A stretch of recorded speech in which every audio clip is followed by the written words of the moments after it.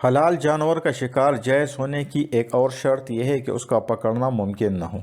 اور بغیر شکار وہ قابو میں نہ آ سکے، لہٰذا ایسے جانور جو پکڑے جا سکتے ہیں وہ شکار کے ذریعے حلال نہ ہوں گے، جیسے مرغی، پالتو بطخ، ہنس اور کبوتر، کیونکہ یہ جانور انسان سے مانوس ہوتے ہیں اور قابو کے ہیں، برخلاف جنگلی کبوتر کہ ان میں وحشت ہوتی ہے اور گرفت میں نہیں آتے، لہذا شکار کے ذریعے حلال ہو جاتے ہیں۔ ایک اور شرط یہ ہے کہ اس جانور کا کوئی دوسرا شخص مالک نہ ہو، اگر ایسا ہو تو اس کا شکار حرام ہے اور شکار کے ذریعے حلال نہ ہوگا۔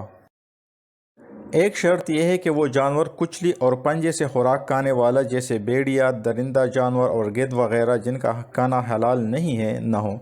ایک شرط یہ ہے کہ اسے زندہ نہ پکڑا گیا ہو، اگر زندہ ہاتھ آیا تو بغیر ذبح کیے حلال نہ ہوگا۔ اس باب میں مختلف مسالک تفصیل طلب ہیں۔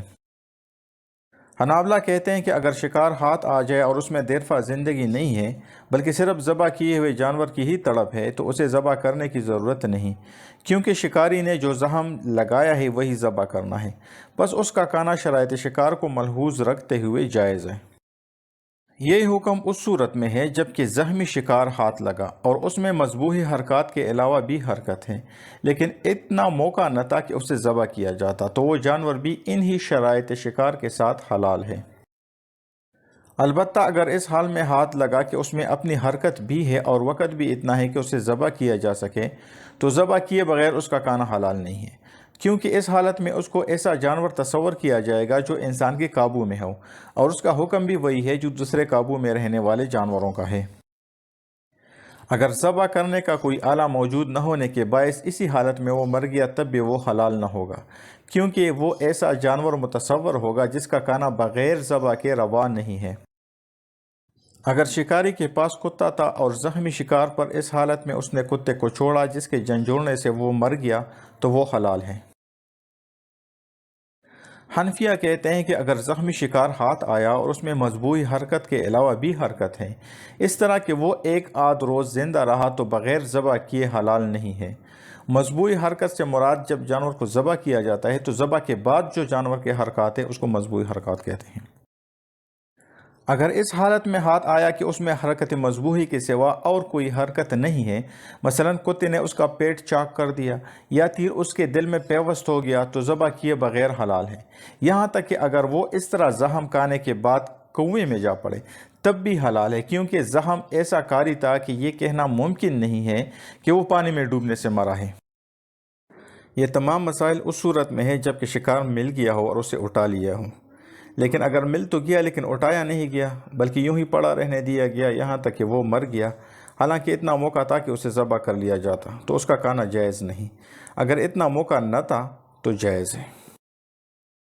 شافعیہ کہتے ہیں کہ اگر کسی نے اپنا شکار زندہ پایا اور اس میں حرکت مذبوحی کے سوا اور کوئی جنبش نہ تھی،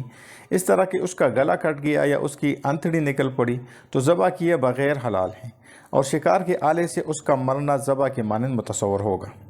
لیکن مستحب طریقہ یہ ہے کہ چھری کو اس کے حلق پر چلا دیا جائے تاکہ اس جانور کی موت آسان ہو جائے۔ لیکن اگر اس جانور کو اس حالت میں پایا کہ اس میں مذبوحی تڑپن کے علاوہ کوئی مستقل حرکت بھی تھی تو دیکھنا چاہیے کہ اگر کوتاہی نہ کی جائے تو اس کا ذبح کرنا دشوار ہے یا نہیں ہے۔ اگر ذبح کرنا واقعی دشوار تھا اور کوتاہی سے کام نہیں لیا گیا تو وہ جانور حلال ہوگا۔ دوسری صورت یہ ہے کہ اس کا ذبح کرنا دشوار نہ تھا لیکن اس کو یوں ہی چھوڑ دیا گیا یہاں تک کہ وہ مر گیا، یا ذبح کرنے میں دشواری بے پرواہی یا کوتاہی کے باعث تھی اور وہ مر گیا تو وہ جانور حلال نہیں ہے۔ بغیر کوتاہی کی صورت میں دشواری کی مثال یہ ہے کہ ذبح کرنے کے لیے کسی آلے کی تلاش کی جاتی رہی اور ذبح کرنے کی نوبت آنے سے پہلے ہی وہ جانور مر گیا، یا مثلا اس جانور میں اتنی قوت باقی تھی کہ ہاتھ سے چھوٹ کر بھاگ گیا اور ذبح کرنے کا موقع ملنے سے پہلے ہی مر گیا، یا پھر اتنا وقت ہی نہ ملا کہ اسے ذبح کیا جاتا۔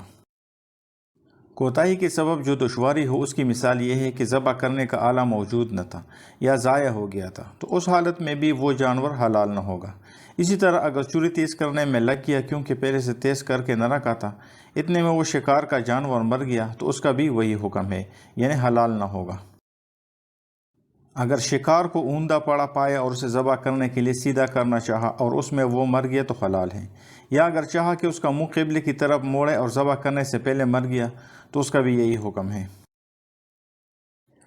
مالکیہ کہتے ہیں کہ اگر شکار زندہ دستیاب ہو گیا تو دیکھنا چاہیے کہ آیا زخم ایسی جگہ لگا ہے جہاں زخم لگنے سے موت یقینی ہو جاتی ہے، مثلا زخم سے پیٹ کی آلائش، جگر، گردہ یا تیلی باہر نکل پڑے، یا انتڑی پٹ گئی ہو، یا مغز باہر آ پڑا، یا کوئی ایسی ہی بات ہے جس سے موت یقینی ہو جاتی ہے، تو اس کو بغیر ذبح کیے کھانا جائز ہے۔ لیکن اگر وہ شکار اس حالت میں ہاتھ لگا کہ اس کا زخم ایسی جگہ نہیں ہے کہ موت کا باعث ہو تو اس کا بغیر ذبح کیے کھانا روا نہیں ہے۔